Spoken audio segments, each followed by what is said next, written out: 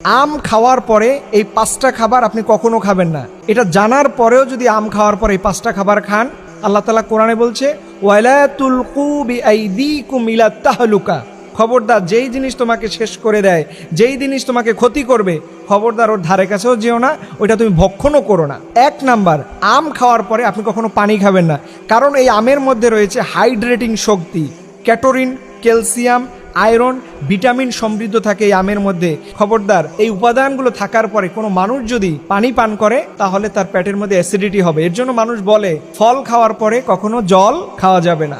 যারা আম খাবেন খবরদার মনে রাখবেন, বিশেষ করে আপনার বাচ্চাদের এবং বৃদ্ধ বাবা মায়েদের, কারণ ওনারা না বুঝে দেখবেন আম খাওয়ার পরে তৃষ্ণা লাগতে পারে। যদি আপনার পানি খেতে মনে চায় অন্তত 20 থেকে 25 বা 30 মিনিট পরে আপনি পানি খেতে পারবেন।